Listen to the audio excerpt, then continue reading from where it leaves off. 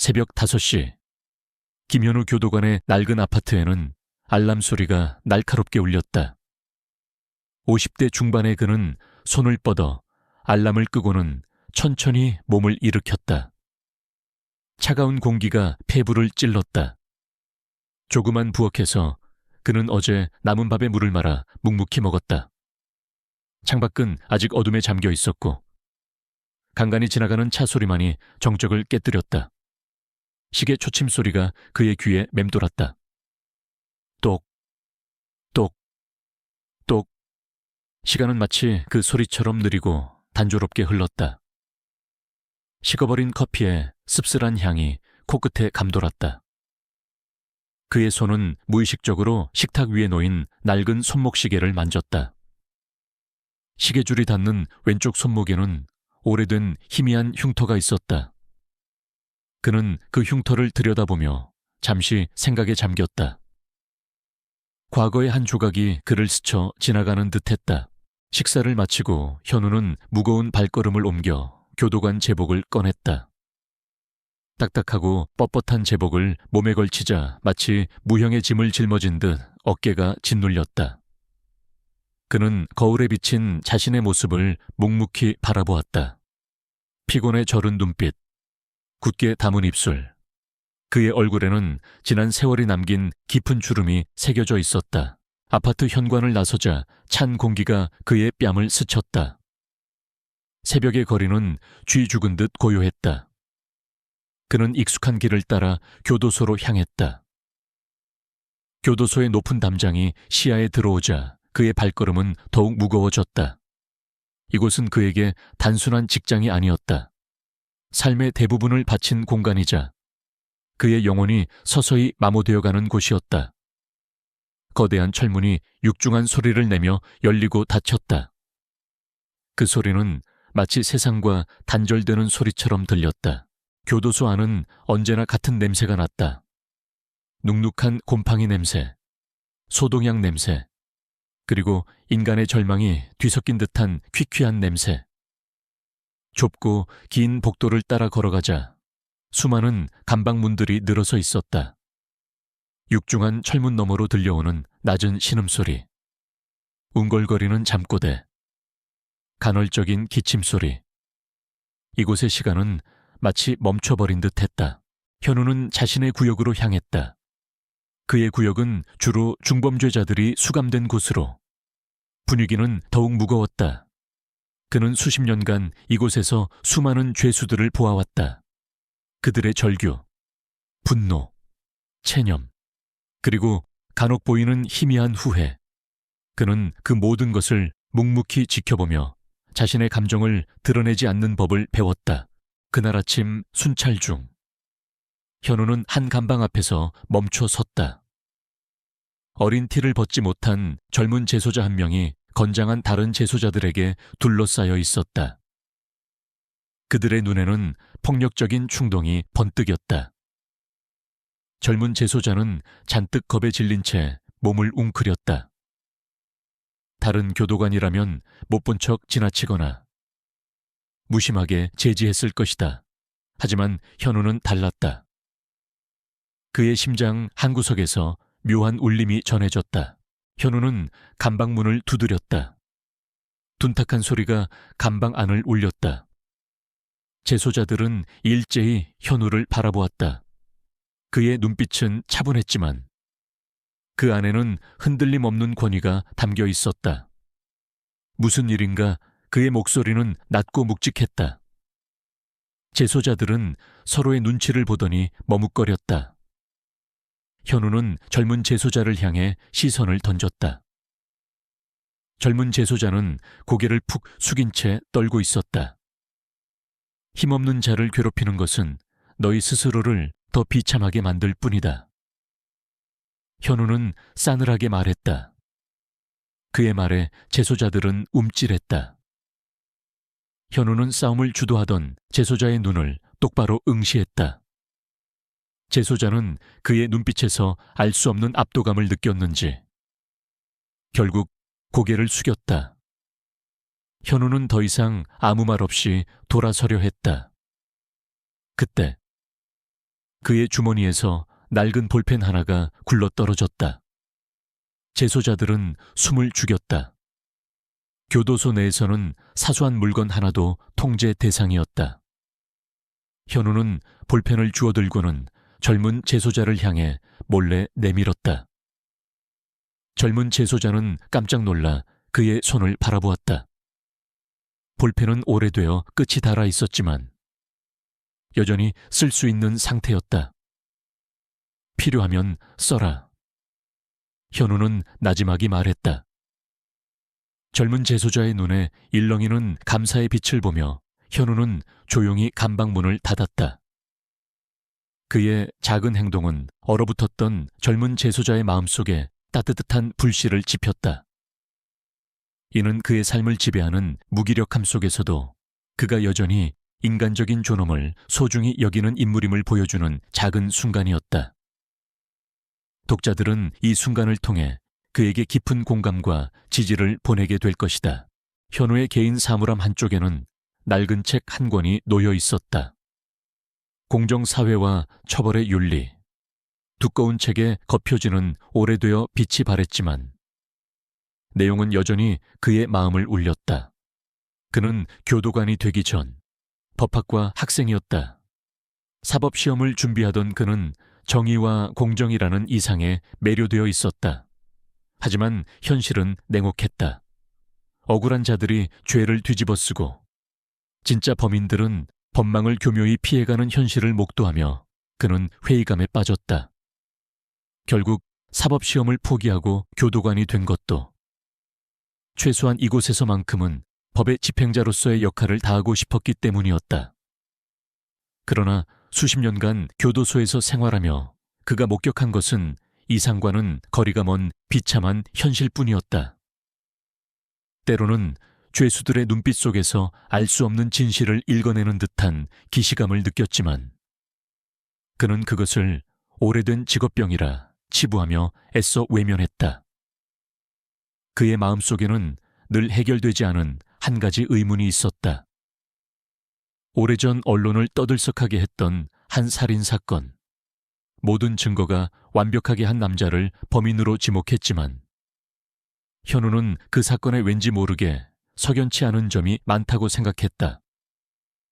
당시 그는 그 사건 파일을 몇 번이나 들여다보았지만 결국 그 의문은 해결되지 않은 채 마음속에 응어리로 남아있었다. 그는 아직 알지 못했다. 그 오래된 의문이 곧 자신의 삶을 뒤흔들 거대한 폭풍의 전주가 될 것임을. 김현우 교도관의 일상은 변함없이 흑백 영화처럼 흘러갔다. 단조롭고 예측 가능한 하루하루는 그에게 익숙한 감옥과도 같았다. 그러나 어느 날, 그 단단한 일상의 벽에 금이 가기 시작했다. 교도소 전체에 비상 사이렌이 울려 퍼졌다. 사형 집행을 알리는 냉혹한 소리였다. 이재훈, 그의 이름은 김현우의 뇌리에 깊이 박혔다.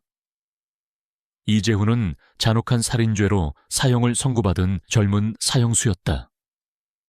몇 년 전 온 나라를 떠들썩하게 했던 끔찍한 살인사건의 주범으로 지목된 그는 재판 내내 단 한마디도 하지 않고 묵비권을 행사했다. 그의 침묵은 많은 사람들에게 그가 냉혈한 살인자임을 확신하게 했다. 김현우는 이재훈의 감방을 여러 번 지나쳤지만 한 번도 눈을 마주친 적이 없었다. 그는 이재훈에게서 어떤 깊은 체념과 함께 설명할 수 없는 차가운 기운을 느꼈었다. 사형 집행 예정일이 며칠 남지 않은 어느 날, 김현우는 뜻밖의 호출을 받았다. 이재훈이 마지막 면담 상대로 김현우를 지목했다는 것이었다. 김현우는 당황했다. 사형수들은 보통 가족이나 변호사를 면담 상대로 지목하지 평범한 교도관을 지목하는 경우는 극히 드물었다. 게다가 이재훈은 그동안 누구와도 면담하지 않았던 인물이었다. 그의 마음속에는 알 수 없는 불길한 예감이 스쳐 지나갔다. 낡은 손목의 흉터가 욱신거리는 듯했다. 교도소 내의 작은 면회실. 차가운 금속 탁자를 사이에 두고 김현우와 이재훈이 마주 앉았다. 이재훈의 얼굴은 수척했지만 그의 눈빛은 흔들림 없이 김현우를 똑바로 응시했다. 그 눈빛에는 절망과 체념, 그리고 이해할 수 없는 간절함이 뒤섞여 있었다. 김현우는 이재훈의 눈을 보며 묘한 기시감을 느꼈다. 마치 오래전 자신이 그토록 풀고 싶었던 미해결 사건의 실마리가 그 눈빛 속에 숨겨져 있는 듯했다. 교도관님, 이재훈의 목소리는 갈라져 있었지만 또렷했다. 제게 마지막 소원이 있습니다. 김현우는 묵묵히 이재훈의 말을 기다렸다. 그는 사형수들의 마지막 소원이 대체로 가족과의 만남, 혹은 종교적인 염원이라는 것을 알고 있었다. 그러나 이재훈의 입에서 나온 말은 김현우의 심장을 얼어붙게 만들었다. 제발 저를 죽인 진범을 찾아주십시오. 정적이 흘렀다. 김현우는 자신의 귀를 의심했다. 살인죄로 사형을 선고받은 자가 자신을 죽인 진범을 찾아달라고 이재훈의 말이 마치 유령의 속삭임처럼 귓가에 맴돌았다. 그는 이재훈의 눈에서 읽히는 공포와 절규를 외면할 수 없었다. 그의 숨겨진 능력이 무의식적으로 발현되는 순간이었다. 그는 이재훈의 눈빛에서 그의 무고함을 감지했다. 말도 안 되는 소리 하지 마라. 김현우는 애써 침착한 목소리로 말했다. 네가 살인자 아니더냐? 아닙니다. 저는 아닙니다. 이재훈은 고개를 저었다. 그의 목소리에는 필사적인 간절함이 담겨 있었다. 그는 주머니에서 낡은 수첩 한 권을 꺼내 김현우에게 내밀었다. 수첩의 겉표지는 오래되어 해지고 너덜너덜했으며 군데군데 알 수 없는 얼룩이 묻어 있었다. 이 안에 진실이 담겨 있습니다. 저는 억울합니다. 부디 제가 죽기 전에 그를 찾아주십시오. 이재훈의 손끝이 낡은 수첩을 건네는 순간 김현우의 손에 섬광처럼 강렬한 감각이 전해졌다. 수첩에서 뿜어져 나오는 듯한 알 수 없는 파동, 그리고 수많은 감정의 잔상들, 공포, 분노, 슬픔, 그리고 무력감. 그는 무의식적으로 손목의 흉터를 움켜쥐었다. 흉터가 뜨겁게 달아오르는 듯했다. 그의 숨겨진 능력이 반응하고 있었다. 김현우는 수첩을 받아들고 아무 말 없이 면회실을 나섰다. 그의 등 뒤로 이재훈의 간절한 눈빛이 꽂히는 듯했다. 그는 수첩을 품에 안고 자신의 사무실로 돌아왔다. 낡은 수첩은 그의 손바닥에서 뜨겁게 진동하는 듯했다. 그는 수첩을 책상 위에 조심스럽게 내려놓고 멍하니 바라보았다. 그에게 이 수첩은 단순한 물건이 아니었다. 그것은 한 남자의 마지막 절규이자 진실을 향한 희미한 단서였다. 그날 밤 김현우는 잠을 이룰 수 없었다. 이재훈의 마지막 눈빛과 그의 말이 뇌리에서 떠나지 않았다. 그는 결국 낡은 수첩을 펼쳤다.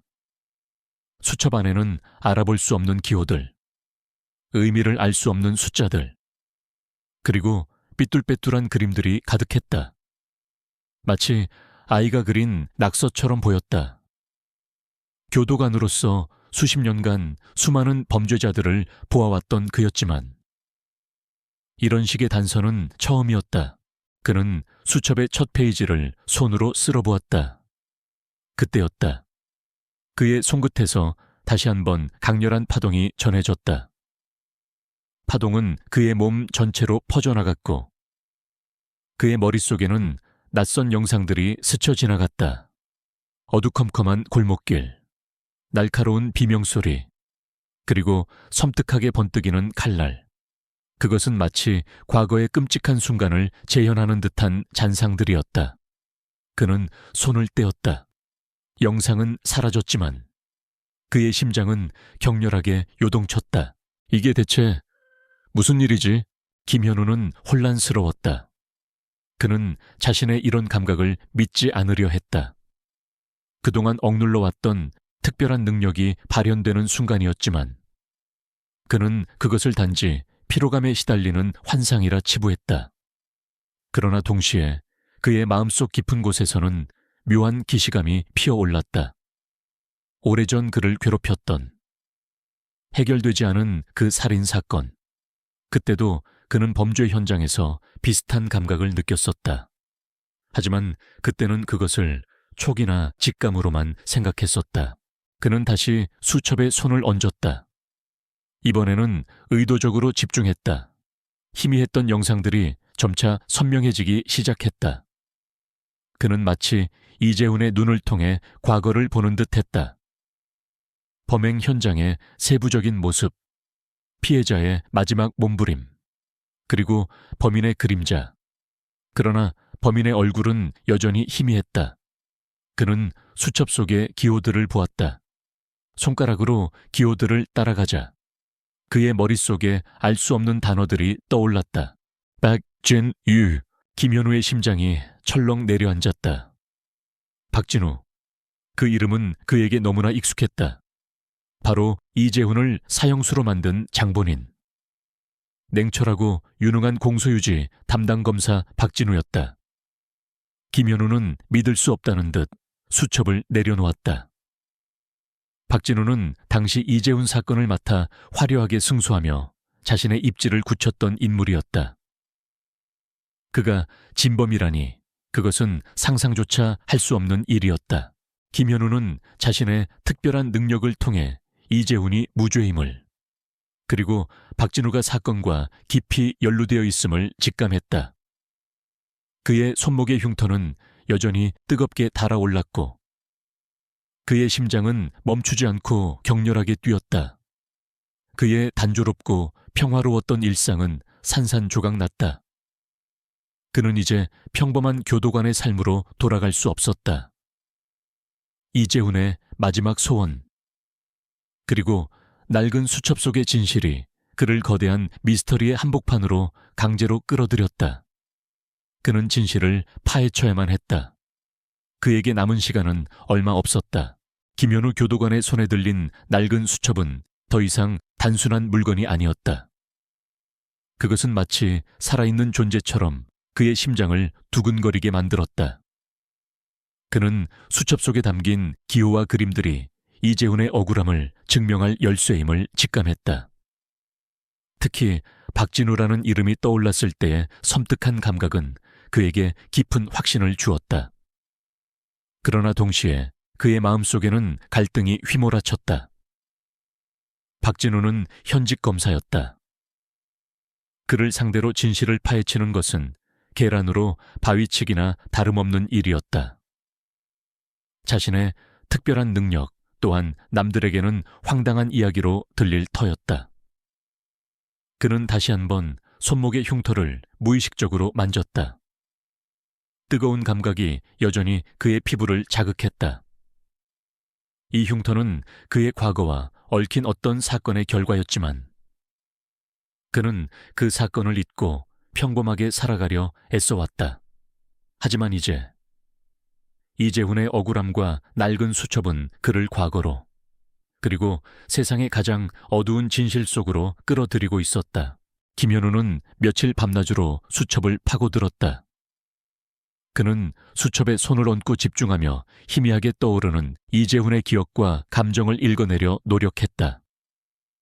어둠 속에서 번뜩이는 칼날, 끔찍한 비명소리, 그리고 누군가의 광기 어린 웃음소리. 단편적인 이미지들이 그의 뇌리를 스쳐 지나갔지만 아직은 퍼즐 조각처럼 흩어져 있을 뿐이었다. 그는 수첩 속에 암호 같은 기호들을 반복해서 들여다보았다. 어떤 기호들은 피해자의 신체 부위를, 어떤 기호들은 특정 장소를, 그리고 또 어떤 기호들은 시간을 나타내는 듯했다. 그것은 마치 이재훈이 죽음을 앞두고 자신만이 이해할 수 있는 방식으로 남긴 생존 신호 같았다. 그는 자신이 이재훈의 마지막 호흡을 함께하고 있다는 듯한 착각에 빠졌다. 혼자서는 한계가 있었다. 김현우는 교도관이라는 직업의 특성상 외부 정보를 수집하는 데 제약이 많았다. 그는 오랫동안 망설였다. 자신의 특별한 능력을 누군가에게 털어놓는다는 것은 상상하기 힘든 일이었다. 그러나 이재훈의 사형 집행일은 점점 다가오고 있었다. 김현우는 이재훈의 눈빛에서 본 무고함을 외면할 수 없었다. 그는 결국 한 사람을 떠올렸다. 바로 독립조사관 이다희였다. 이다희는 30대 중반의 젊은 여성이었지만 그 어떤 베테랑 형사보다도 집요하고 날카로운 통찰력을 지닌 인물이었다. 그녀는 과거 불공정한 사건에 휘말려 억울하게 누명을 썼다가 가까스로 진실을 밝혀낸 경험이 있었다. 그 후 그녀는 억울한 사람들의 편에 서겠다는 신념으로 독립조사관의 길을 걷게 되었다. 그녀는 이재훈 사건에도 한때 관심을 가졌었지만 당시 너무나 완벽해 보이는 증거들 때문에 더 이상 파고들지 못하고 아쉬워했었다. 김현우는 이다희의 사무실을 찾아갔다. 허름한 건물 3층에 위치한 작은 사무실은 자료 더미로 어수선했지만 그 안에서는 진실을 향한 열정이 느껴졌다. 김현우는 조심스럽게 낡은 수첩을 내밀었다. 이다희는 의아한 표정으로 수첩을 받아들었다. 이게 뭔가요? 김 교도관님. 김현우는 자신의 특별한 능력에 대해서는 직접적으로 언급하지 않았다. 대신 그는 수첩에서 읽어낸 단편적인 정보들을 설명했다.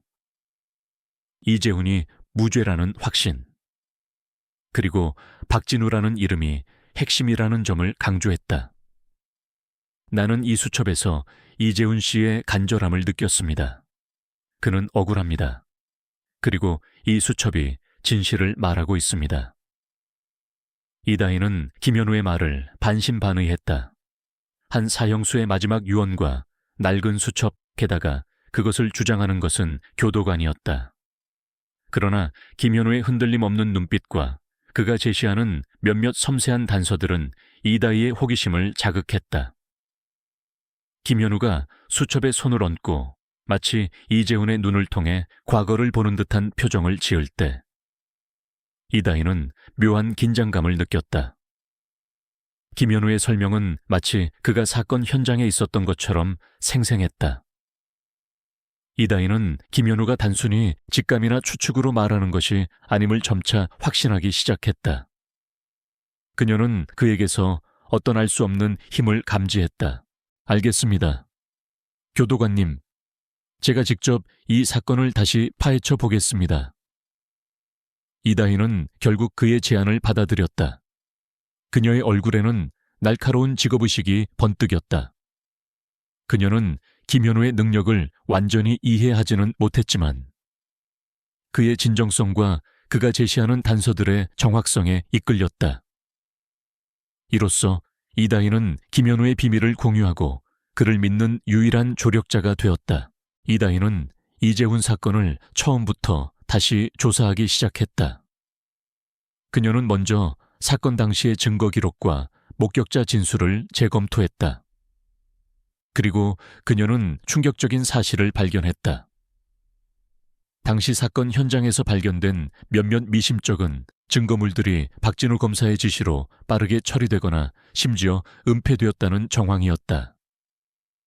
특히 이재훈이 범행에 사용했다는 칼에서 그의 지문 외에 희미하게 다른 지문이 발견되었으나 당시에는 오염된 지문으로 치부되어 중요하게 다뤄지지 않았다는 기록이 있었다.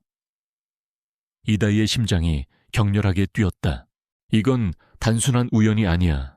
이다희는 박진우의 과거 행적을 파헤치기 시작했다. 그녀는 박진우가 검사로서 성공을 위해 어떤 불법적인 일도 서슴지 않았다는 소문을 접했다. 또한 그가 이재훈 사건을 통해 일약 스타 검사로 떠올랐으며 이후 승승장구하여 요직에 올랐다는 사실도 확인했다. 박진우 검사는 탁월한 능력과 냉철한 판단력으로 승승장구해온 인물이었다. 겉으로는 정의를 외쳤지만 그의 내면에는 성공에 대한 지독한 갈망과 권력욕이 자리 잡고 있었다. 그는 이재훈 사건을 완벽하게 조작하여 자신의 능력을 과시하고 싶어 했다. 이재훈은 그에게 완벽한 희생양이었다.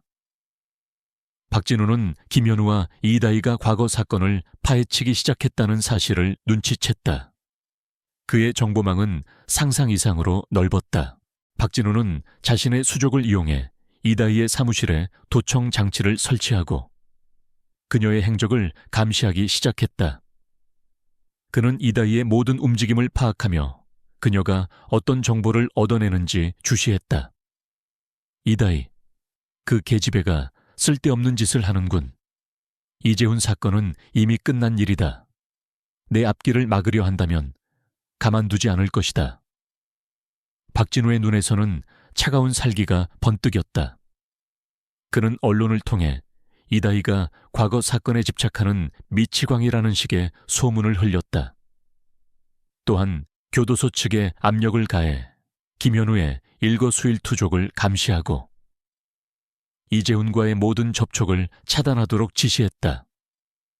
그의 목표는 김현우와 이다희를 완벽하게 고립시키고 진실이 세상에 드러나기 전에 그들의 입을 막는 것이었다.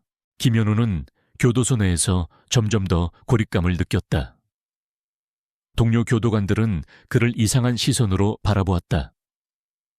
그는 낡은 수첩을 몰래 감추고 이다희에게 단서를 전달하기 위해 갖은 노력을 다했다. 그의 손목의 흉터는 점점 더 욱신거렸고 수첩에 손을 댈 때마다 과거의 잔혹한 기억들이 그의 뇌리를 스쳐 지나갔다. 김현우는 자신이 예상했던 것보다 훨씬 더 거대한 음모의 소용돌이 속으로 휘말려 들고 있음을 깨달았다. 박진우의 압박은 그를 숨통을 조여왔지만 동시에 그의 내면에 잠재된 강한 정의감을 일깨웠다. 그는 이제 단순히 이재훈의 억울함을 밝히는 것을 넘어 거대한 권력에 맞서 진실을 지켜내야만 했다. 교도소의 차가운 공기는 김현우 교도관의 폐부를 끊임없이 짓눌렀다. 낡은 수첩은 그의 손에서 점차 뜨거워졌고 이재훈의 사형 집행일은 마치 거대한 괴물처럼 그를 향해 성큼성큼 다가오고 있었다. 박진우 검사의 압박은 상상 이상이었다. 이다희 조사관과 김현우를 철저히 고립시키고 이재훈 사건의 진실이 세상에 드러나지 못하도록 모든 수단을 동원했다. 교도소 내부에서 김현우의 상황은 최악으로 치달았다. 박진우의 지시를 받은 교도소장은 김현우에게 직접적으로 경고했다. 김 교도관, 쓸데없는 짓 하지 마. 자네의 오랜 경력까지 망칠 생각인가? 그의 말은 위협이나 다름없었다. 김현우는 이재훈과의 접촉이 완전히 차단되었을 뿐만 아니라 모든 재소자들과의 면담도 엄격하게 통제되었다. 그의 행동은 시시각각 감시당했고 그의 사물함까지 수시로 검열당했다. 그는 마치 자신이 죄수가 된 듯한 기분을 느꼈다. 낡은 수첩은 더 이상 사무실 책상에 둘 수 없었다.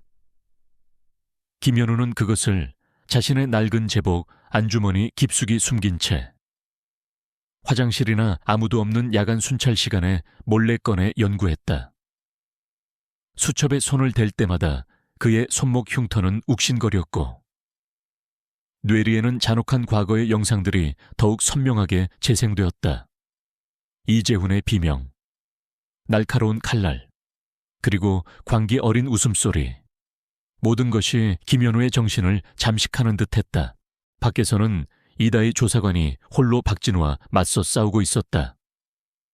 그녀의 사무실은 누군가에 의해 여러 번 침입당했고 컴퓨터는 해킹 시도를 당했다. 익명으로 걸려오는 협박 전화는 그녀의 일상을 공포로 물들였다. 박진우는 언론을 이용해 이다희가 개인적인 원한으로 검찰을 음해하려 한다는 거짓 정보를 흘렸다. 그녀는 모든 조사망에서 배제되었고 함께 일하던 동료들마저 그녀를 외면했다. 이다희는 완전히 고립되었지만 김현우가 수첩에서 읽어낸 단서들을 바탕으로 끈질기게 박진우의 과거를 파헤쳤다. 그녀는 박진우가 과거에도 여러 차례 증거를 조작하거나 은폐했다는 사실을 밝혀냈고 그의 뒤를 봐주는 거대한 법조계 인맥에 대한 실마리를 잡았다. 이다희는 김현우와 연락하기 위해 갖은 노력을 다했지만 교도소의 삼엄한 감시망을 뚫기란 쉽지 않았다. 그녀는 김현우가 자신만큼이나 위험한 상황에 처해 있음을 직감했다. 이재훈의 사형 집행일은 이제 불과 이틀 앞으로 다가왔다. 이다희는 초조해졌다. 그녀는 김현우로부터 결정적인 증거를 받아내지 못하면 모든 것이 끝장이라는 것을 알고 있었다. 그녀는 마지막 희망을 걸고 교도소 주변을 맴돌았다. 김현우 역시 시간이 없음을 직감했다. 그는 낡은 수첩의 마지막 페이지들을 읽어내려 애썼다. 수첩의 마지막 페이지에는 이재훈의 피로 얼룩진 듯한 해골 모양의 그림과 함께 누군가의 이름 이니셜로 보이는 SJC라는 기호가 반복해서 그려져 있었다. 그는 수첩을 움켜쥐었다. 그의 능력은 해골 그림에서 엄청난 분노와 함께 한 남자의 진짜 모습을 읽어냈다. 그것은 박진우가 덮어두었던 진정한 살인자의 그림자였다. 이재훈은 자신을 살해한 진짜 범인의 흔적을 남기기 위해 필사적으로 노력했던 것이다. 그때 교도소 내부에 비상이 걸렸다. 박진우가 교도소 감찰을 명분으로 직접 교도소에 나타난 것이다. 그의 옆에는 거구의 보디가드 몇 명이 그림자처럼 따라붙었다. 박진우의 눈은 마치 사냥감을 찾듯 김현우를 훑었다. 김현우 교도관. 오랜만이군. 요즘 교도소 생활은 어떤가? 그의 목소리에는 비웃음과 함께 위협적인 기운이 감돌았다. 그는 김현우에게서 낡은 수첩을 빼앗아 완전히 제거할 생각이었다. 동시에 그는 이재훈이 죽기 전에 마지막으로 그를 완전히 굴복시킬 계획이었다. 김현우는 박진우의 눈을 똑바로 응시했다. 그는 박진우에게서 끔찍한 탐욕과 잔혹함을 읽어냈다. 그가 단순히 이재훈 사건을 조작한 것이 아니라 그 뒤에 더 큰 비밀이 숨겨져 있음을 직감했다. 박진우는 김현우의 능력을 모르지만 김현우가 무언가를 알고 있다는 것을 직감적으로 느끼고 있었다. 박진우는 김현우를 자신의 사무실로 불러들였다.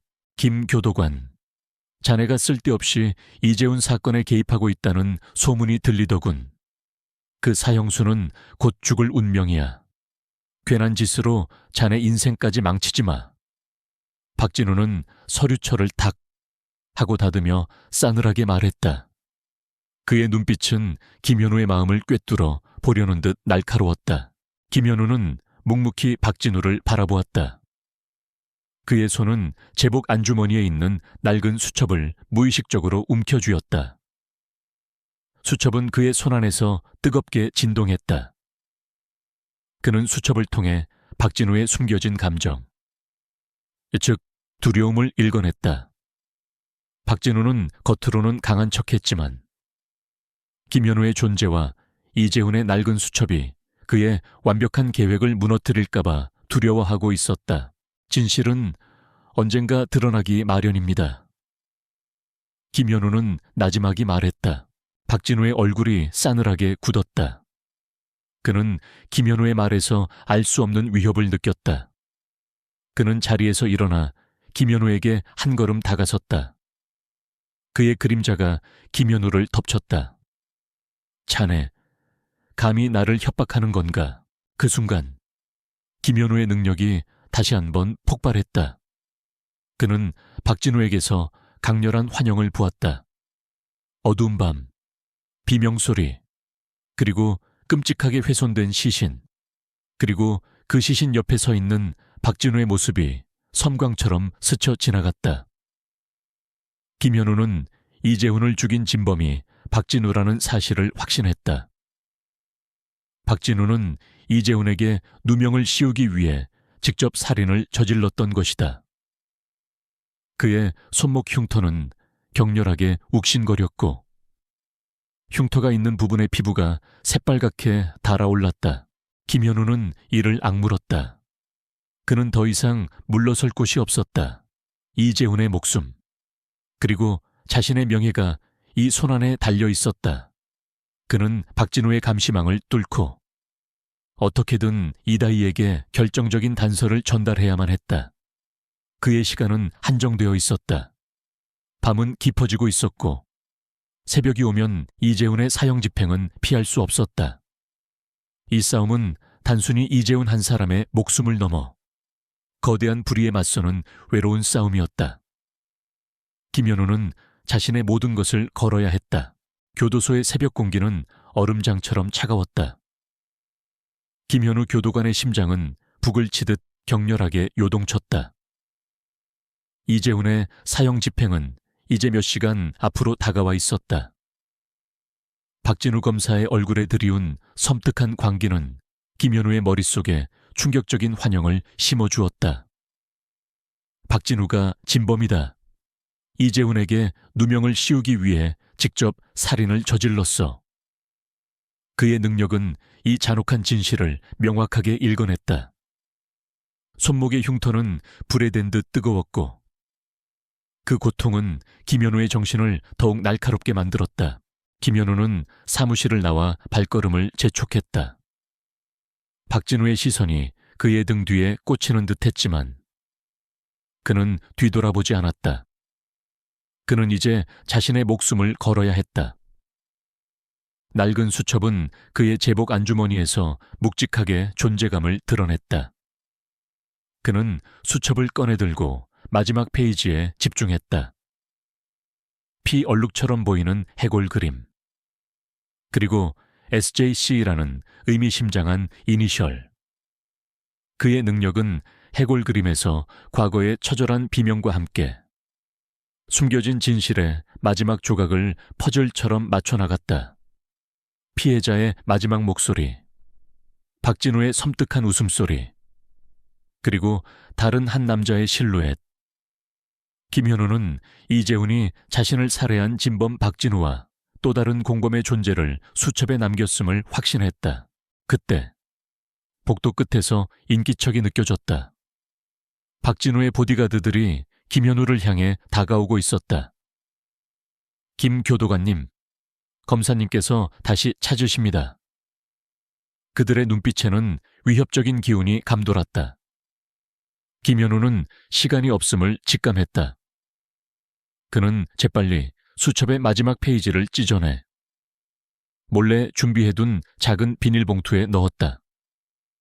그리고 교도소 내부에서 이다희 조사관과 접선할 유일한 방법을 떠올렸다. 바로 재소자들이 이용하는 공중전화였다. 교도관의 감시를 피하기 위해 재소자들이 몰래 숨겨둔 불법적인 수단이었지만 지금 그에게는 유일한 희망이었다. 김현우는 보디가드들에게 이끌려 다시 박진우의 사무실로 향하는 척했다. 하지만 교묘하게 복도 모퉁이를 돌면서 그는 감시가 소홀한 틈을 타 작은 쪽지 하나를 바닥에 떨어뜨렸다. 쪽지에는 자신이 수첩에서 해독한 공중전화 부스번호와 이재훈의 사형 집행 시간 1시간 전이라는 내용이 적혀 있었다. 그리고 쪽지 옆에는 그가 찢어낸 수첩의 마지막 페이지, 즉 해골 그림과 SJC 이니셜이 그려진 조각을 놓았다. 그는 이다희가 이 단서를 발견하고 자신에게 연락해 주기를 간절히 바랐다. 이다희 조사관은 교도소 밖에서 초조하게 기다리고 있었다. 그녀는 김현우와의 연락이 끊기자 불안감에 휩싸였다. 김 교도관님이 위험할 거야. 그녀는 교도소 주변을 배회하며 어떻게든 김현우에게 메시지를 전달할 방법을 찾고 있었다.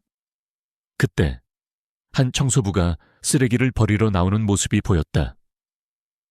이다희는 그에게서 교도소 내부의 정보를 얻어낼 수 있을지 모른다는 신락 같은 희망을 품었다. 그녀는 청소부에게 접근하여 조심스럽게 물었다. 혹시 김현우 교도관님, 오늘 뭔가 평소와 다른 점은 없었나요? 청소부는 처음에는 경계했지만 이다희의 간절한 눈빛에 결국 자신이 발견한 쪽지와 수첩 조각을 건넸다. 아까 복도에서 떨어져 있던데 혹시 김 교도관님 것이 아닌가 해서요. 이다희는 쪽지와 수첩 조각을 받아들고 심장이 격렬하게 뛰었다. 그녀는 쪽지의 내용을 확인하고 경악했다. 공중전화, 사형 집행 1시간 전, 그리고 해골 그림이 그려진 수첩 조각. 그녀는 김현우가 목숨을 걸고 자신에게 진실을 전달하려 했음을 직감했다. 그녀는 곧장 공중전화 부스로 달려갔다. 한편 김현우는 박진우의 사무실에 갇혀 있었다. 박진우는 여유로운 미소를 지으며 김현우를 도발했다. 김 교도관, 자네는 쓸데없는 영웅심에 빠져 있어. 이재훈 같은 쓰레기를 위해 목숨을 걸다니. 가소롭군. 그는 김현우의 표정에서 아무런 동요도 읽어낼 수 없자 불쾌한 듯 의자 등받이에 몸을 기댔다. 어차피 곧 끝날 일이야.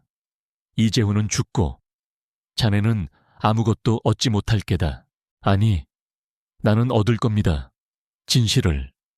김현우는 박진우의 눈을 똑바로 응시했다. 당신이 감춰온 진실을. 박진우의 미소가 사라졌다. 그의 얼굴에 순간적인 분노와 함께 불안감이 스쳐 지나갔다. 그는 자리에서 벌떡 일어나 김현우의 멱살을 잡았다. 내 놈이 뭘 안다고 짓거리는 거야. 그 순간 김현우의 능력은 극대화되었다. 그는 박진우에게서 폭력적인 감정과 함께 끔찍한 살인 현장의 기억을 생생하게 읽어냈다. 어두운 골목, 피투성이가 된 피해자, 그리고 박진우의 손에 들린 칼날, 그리고 박진우와 함께 서 있던 또 다른 남자. SJC라는 이니셜이 그의 뇌리에 섬광처럼 박혔다.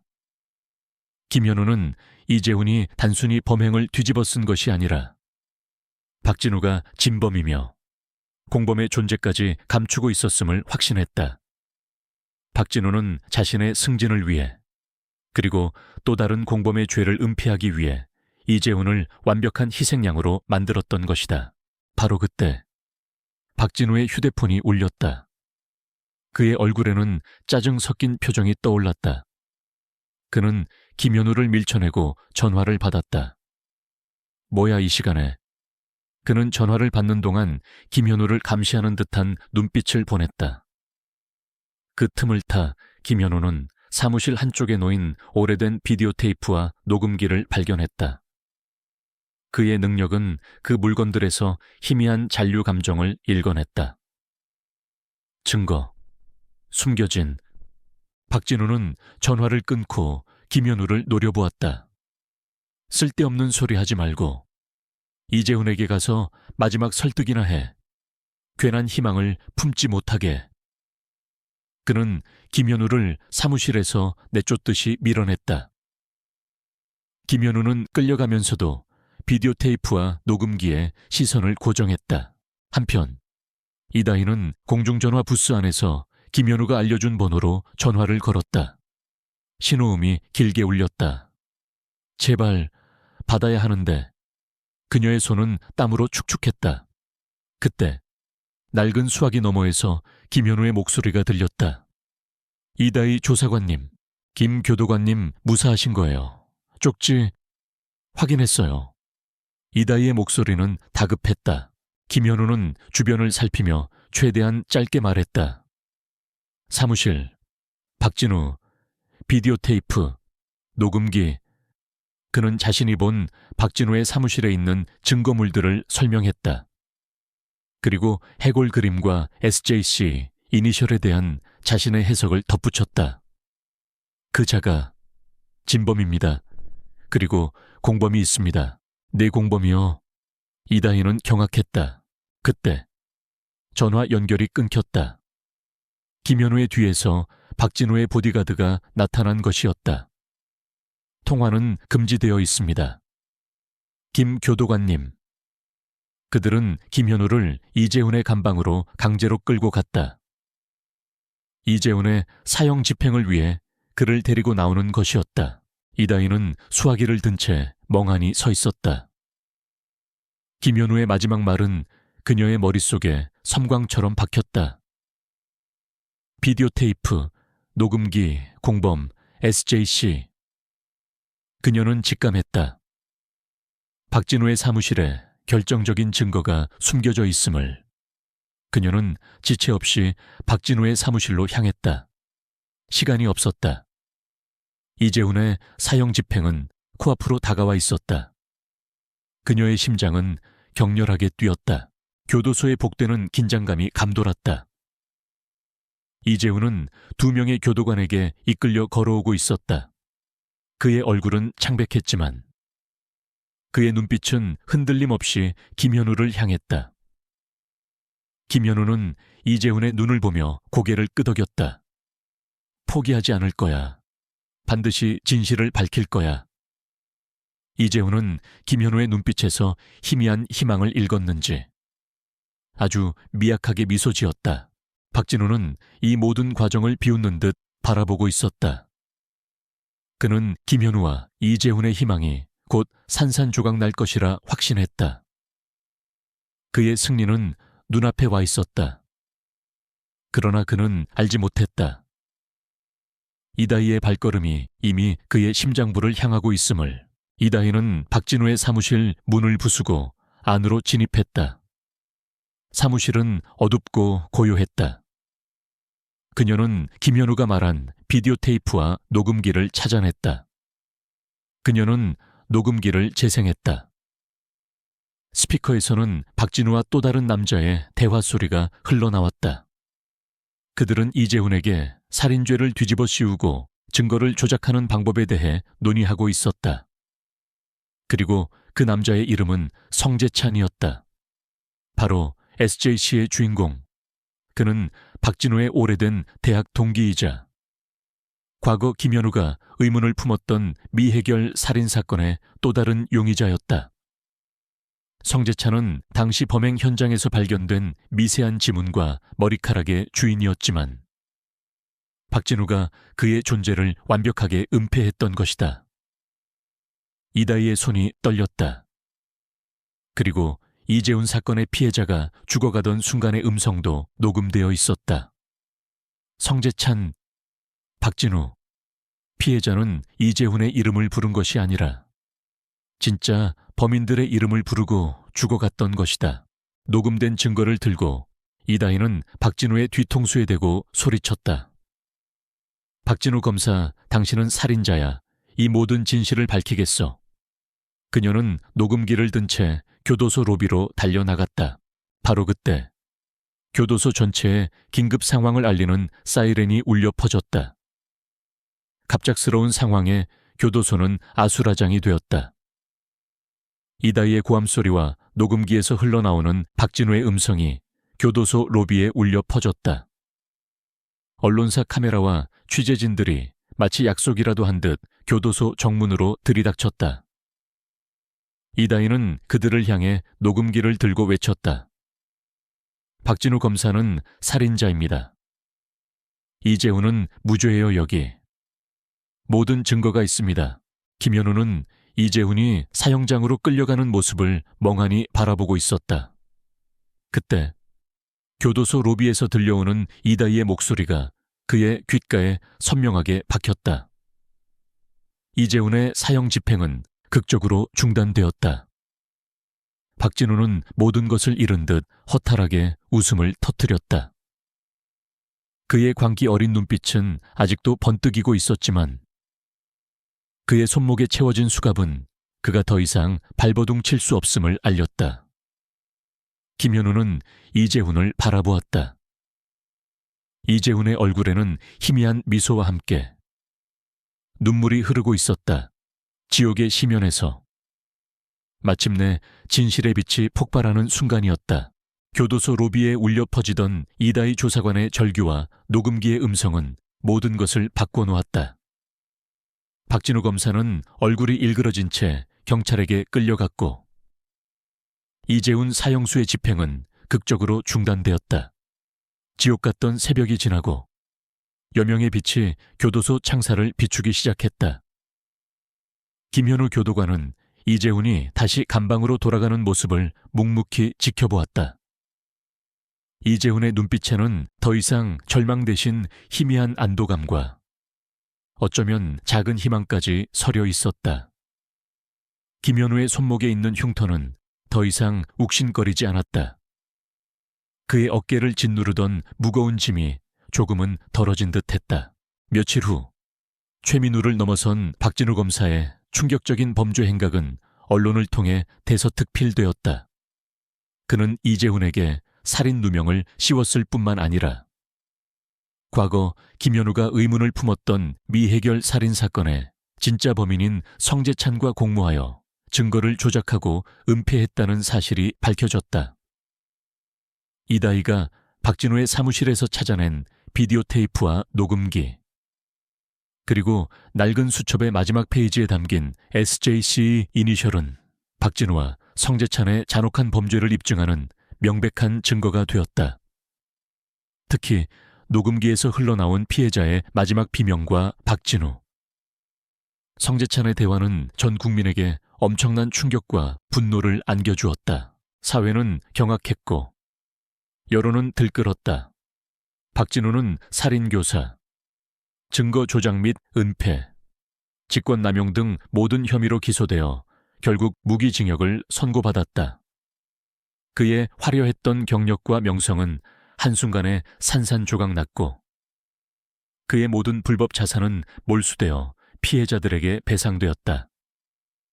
성재찬 역시 체포되어 자신의 범행을 자백했고 마땅한 대가를 치르게 되었다.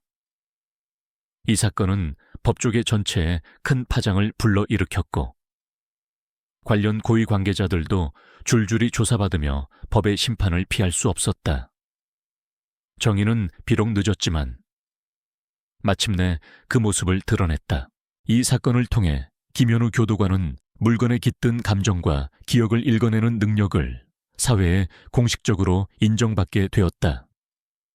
처음에는 그의 수사 방식을 비웃던 경찰과 검찰 내부에서도 이제는 그의 특별한 능력을 높이 평가했다. 그는 단순한 교도관이 아니라 오랜 시간 묻혀있던 진실을 밝혀낸 특별한 해결사로 불리게 되었다. 그는 경찰청 내에 신설된 미해결 사건 특별수사팀의 자문위원으로 위촉되었다. 그의 팀은 물증이 부족하거나 오래되어 해결이 어려운 미제 사건들을 전문적으로 수사하게 되었다. 김현우의 삶은 완전히 새로운 국면을 맞았다. 더 이상 흑백 영화 같던 그의 일상은 다채로운 색으로 물들기 시작했다. 그는 이다희 조사관과 함께 미제 사건들을 해결하며 수많은 억울한 사람들의 한을 풀어주었다. 이다희는 김현우의 든든한 조력자이자 가장 신뢰하는 동료가 되었다. 그녀는 김현우의 능력을 존중하고 그의 부족한 부분을 채워주며 진실을 향한 열정을 불태웠다. 몇 달 후 이재훈은 모든 혐의를 벗고 무죄 석방되었다. 그는 출소 후 김현우를 찾아왔다. 교도소 밖 따뜻한 햇살 아래 선 이재훈의 얼굴에는 더 이상 과거의 그늘이 없었다. 그는 김현우에게 깊이 허리 숙여 인사했다. 교도관님, 아니, 김현우 선생님, 정말 감사합니다. 선생님 덕분에 다시 살 수 있게 되었습니다. 그의 눈에는 감격의 눈물이 그렁거렸다. 김현우는 이재훈의 어깨를 두드렸다. 이제야 네가 진정으로 자유로워졌구나. 그의 목소리에는 깊은 안도감이 서려 있었다. 이재훈은 김현우에게 낡은 수첩을 돌려주었다. 수첩은 이제 더 이상 고통과 절망의 상징이 아니었다. 그것은 진실을 밝혀낸 용기와 희망의 증표였다. 이재훈은 그 수첩을 다시 김현우에게 건넸다. 이 수첩은 선생님께 드리고 싶습니다. 저를 살려주신 선생님의 상징이 되었으니까요. 그날 밤 김현우는 자신의 침대에 누워 천장을 응시했다. 그의 손에는 낡은 수첩이 들려 있었다. 그는 수첩을 조심스럽게 어루만졌다. 그의 마음속을 짓눌렀던 오래된 죄책감과 무력감은 이제 완전히 사라졌다. 그는 더 이상 과거의 어둠에 갇혀 있지 않았다. 자신의 특별한 능력이 단순한 직감이 아니라 정의를 실현하기 위한 강력한 무기였음을 깨달았다. 그는 이제 단순한 교도관이 아니라 억울한 이들의 목소리를 듣고 진실을 밝혀내는 진정한 공정의 수호자로 인정받게 될 터였다. 이 싸움은 끝났지만 그의 새로운 삶은 이제 막 시작되었다. 김현우와 이다희는 조용한 카페에 앉아 차를 마시고 있었다. 김현우는 따뜻한 차를 마시며 창밖을 응시했다. 그의 얼굴에는 잔잔한 미소가 떠올랐다. 이다희 조사관님, 우리가 걸어온 길이 참 멀었죠. 이다희는 고개를 끄덕였다. 네, 팀장님. 하지만 그만큼 값진 길이었다고 생각해요. 팀장님의 능력이 아니었다면 이재훈 씨는 영원히 빛을 보지 못했을 거예요. 나는 그저 수첩 속의 진실을 읽었을 뿐이다. 자네의 용기가 아니었다면 그 진실은 세상에 드러나지 못했을 거야. 김현우는 이다희를 바라보며 진심 어린 존경심을 표했다. 그는 자신의 어깨에 남아있는 흉터를 무의식적으로 만졌다. 이제 그 흉터는 더 이상 고통의 상징이 아니었다. 그것은 그가 겪어낸 모든 역경과 그 역경 속에서 피어난 강인한 생명력을 상징하는 영광의 흔적처럼 느껴졌다. 그는 자신의 능력을 긍정적으로 활용하는 삶을 살게 되었음을 깨달았다. 새로운 평온과 함께 그의 삶은 치유의 길로 접어들고 있었다. 시간은 흐르고 깊었던 상처는 아물었다. 김현우 전 교도관의 아파트 베란다에는 이제 생기 넘치는 화분들이 만발했고 그의 낡은 책상 위에는 이재훈이 선물한 이제는 희망의 상징이 된 낡은 수첩이 놓여 있었다. 김현우는 더 이상 과거의 그림자에 갇혀 있지 않았다. 그의 눈빛은 흔들림 없는 단단함과 따뜻한 사랑으로 빛났다. 그는 자신과 이재훈이 겪었던 고통이 다른 억울한 이들에게는 반복되지 않기를 바라는 마음으로 사법정의 실현을 위한 운동가로서의 삶을 시작했다. 그는 박진우의 잔혹한 범죄와 이재훈 사건의 비극을 바탕으로 수첩 속에 진실 억울한 사형수의 마지막 외침 이라는 제목의 책을 출판했다.